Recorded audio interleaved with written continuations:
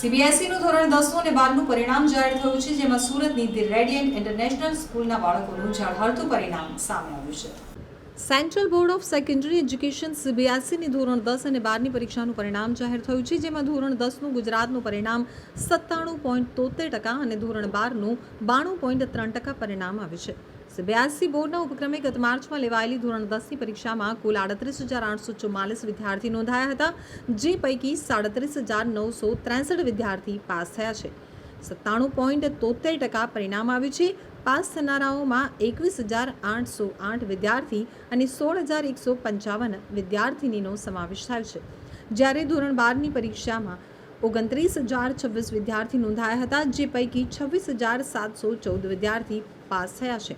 તો 92.3% પરિણામ આવ્યું છે, જેમાં ધોરણ 12માં 15,257 વિદ્યાર્થી અને 11,557 વિદ્યાર્થીનીઓનો સમાવેશ થયો છે. ત્યારે સુરતનું ધોરણ 10નું રિઝલ્ટ 98.2% અને ધોરણ 12નું 98.5% પરિણામ રહ્યું છે. શહેરની 99% સ્કૂલોનું રિઝલ્ટ 100% આવ્યું છે. ત્યારે સુરતની ધી રેડિયન્ટ ઇન્ટરનેશનલ સ્કૂલના વિદ્યાર્થીઓએ ઝળહળતું પરિણામ હાંસિલ કર્યું છે. હાય, મારું નામ પાર્થ જૈન છે. હું રેડિયન્ટ ઇન્ટરનેશનલ સ્કૂલમાંથી છું અને મારા ધોરણ 12 કોમર્સમાં 94.8% આવ્યા છે, જેમાં ઇંગ્લિશમાં 95, અકાઉન્ટ્સમાં 95, બીએસટીમાં 95, પીમાં 97 અને ઇકોમાં 92 આવ્યા છે. 94% આવ્યા છે તારા. આનું શ્રેય તું કોને આપે છે? હું સ્કૂલને, ટીચર્સને, મેનેજમેન્ટને, પેરેન્ટ્સને બધાને આપું છું. શું બનવા માંગે છે ભવિષ્યમાં? ભવિષ્યમાં હું ગ્લોબલ સીએનું વિચારું છું. ગ્લોબલ સીએ એટલે એ સીએથી કંઈક નવું છે? હા, મતલબ સીએ જે હોય એ ઇન્ડિયાનું હોય ને ગ્લોબલ સીએ વર્લ્ડ વાઇડ. તેનાથી શું ફરક પડશે? કંઈ મારે જે મતલબ ડ્રીમ હોય બહાર જવાનું એ બી ફૂલફિલ થઈ શકે. અને આટલું સારું વિચારે છે તો આ તું દેશ માટે સેવા કરવાનું ભવિષ્યમાં વિચારે છે કે એબ્રોડ જઈને સ્થાયી થવાનું છે? નહીં, એબ્રોડ તો નહીં જવાનો, ખાલી એમ કશે મતલબ જવું હોય તો એમ ડ્રીમ છે. પછી તો ઇન્ડિયામાં જ છે, બિઝનેસ છે, એ જ કેરી ઓવર. આટલું સારું રિઝલ્ટ આવ્યું છે. તારા શિક્ષકો કેવી રીતે તારી પાછળ મહેનત કરતા હતા? શું તને ભણાવતા હતા? બીજા કરતાં અલગ તને ટ્રીટ કરતા હતા? એ વિશે પણ કહો. ટીચર્સે તો ઓબ્વિયસલી બહુ મહેનત કરી છે.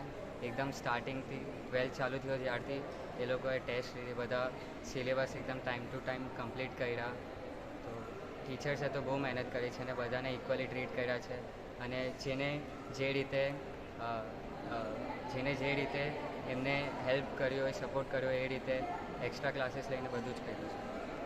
અંતમાં આપ જે આખા વર્ષ દરમિયાન તે જે મહેનત કરી છે એનો નિત્યક્રમ રોજબરોજનો શું હતો? રોજ તો કંઈ નહીં, મેં તો સ્કૂલ સ્ટડીઝ પર જ ધ્યાન આપતો હતો, ટેસ્ટ પર, એક્ઝામ પર.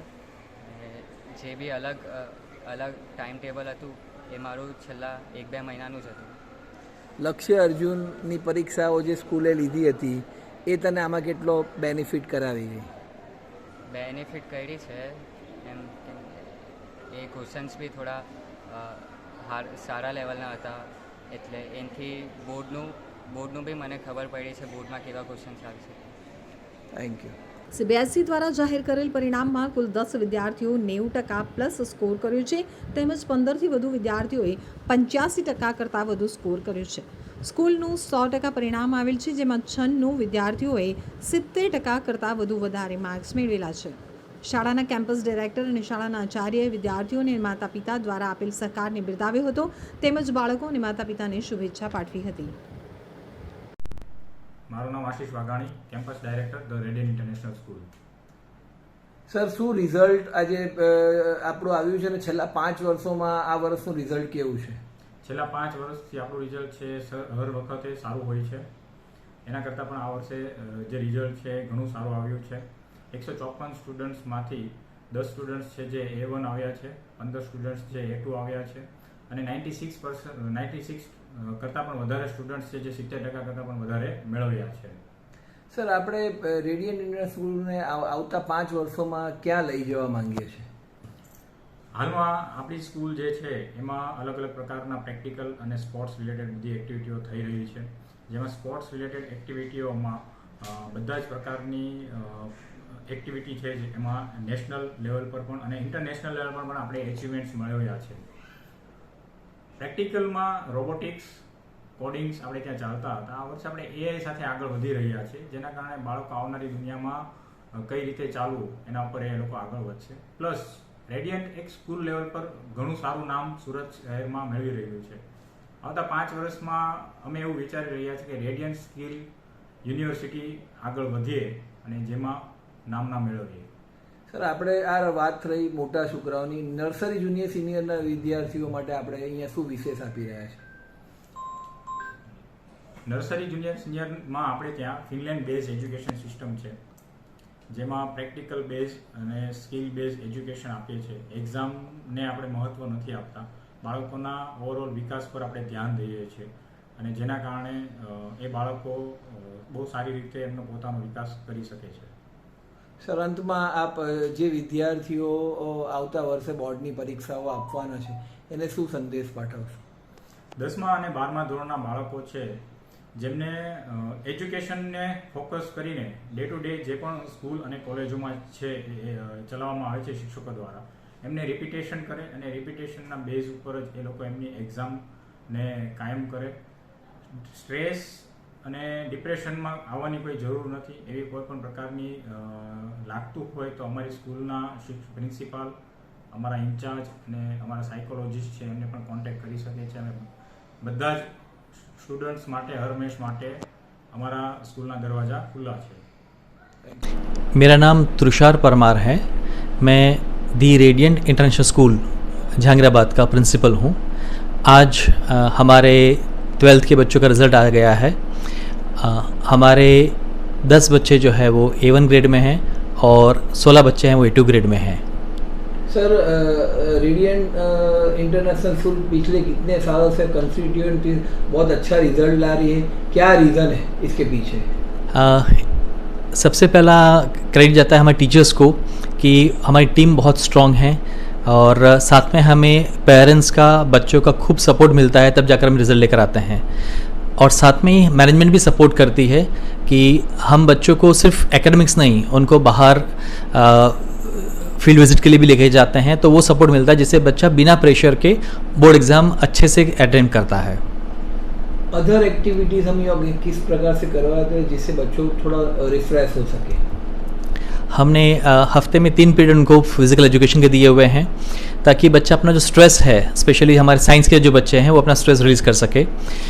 हमारा वीकली एग्जामिनेशन होती है, शेड्यूल रखा हुआ है और फील्ड विजिट रखी है. जैसे साइंस के बच्चे हैं वो हमारे गए थे IIT गांधीनगर विज़िट किया था उन्होंने, साइंस सेंटर विज़िट किया था अहमदाबाद में और उकई power plant, hydro power plant में विज़िट किया था.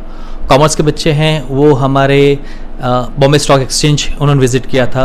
साथ में वो RBI में भी जो RBI बैंक है वहाँ पे भी उन्होंने विज़िट किया था. और साथ में ही वो EDII जो अहमदाबाद में सेंटर है उन्होंने वहाँ का भी विज़िट किया था. तो ये सब फील्ड ट्रिप्स बच्चों को बहुत हेल्प करती हैं उनके करियर को फोकस करने के लिए. साथ में उनको एक टाइम मिलता है कि जहाँ वो थोड़े रिलैक्स हो जाए और बोर्ड प्रेशर लेके नहीं, बिना, बहुत अच्छे से हंसते खेलते रिजल्ट लेकर आते हैं. सर, हमारा जो फर्स्ट रैंकर स्टूडेंट है, किस तरह से आपने उसके पीछे इतना मेहनत की थी जिससे इतना अच्छा रिजल्ट आ सका? सर, बच्चे का कोऑपरेशन काफ़ी अच्छा था. रेगुलर जो हम स्कूल में पढ़ाते हैं वही बच्चों को बोलते हैं कि आपको घर पे जाकर रिवीजन करना है और यही मेथड से बच्चों ने तैयारी की थी. तो पार्थ जैन कॉमर्स में है और समय पटेल साइंस में है. दोनों ने इसी चीज़ को फॉलो किया कि रोज़ का रोज़ काम कर देना है, तो बहुत अच्छे से वो प्रिपरेशन कर पाते हैं और अच्छा रिजल्ट लेकर आते हैं. लास्ट में आप जो बच्चे नेक्स्ट ईयर बोर्ड की एग्ज़ाम देने जाएंगे और आपका ये इंटरव्यू देख रहे हैं, उनको आप क्या संदेश देना चाहेंगे? मैं सभी बच्चों से बात कहना चाहता हूँ कि बोर्ड का प्रेशर लेके नहीं करना है. आप अगर रोज़ की रोज़ पढ़ाई करोगे, सबसे पहले आप टाइम टेबल बना दो, आपका रोज़ का टाइम टेबल, डेली स्केड्यूल, और सैटरडे या संडे एक दिन आप रखिए कि बफरिंग पीरियड की जब आपका बैकलॉग है वो क्लियर करने के लिए. अगर आप टाइम टेबल और इसको फॉलो करोगे, रोज़ का रोज़ काम करोगे, तो बोर्ड में 90+ लाना बहुत आसान है, मुश्किल नहीं है.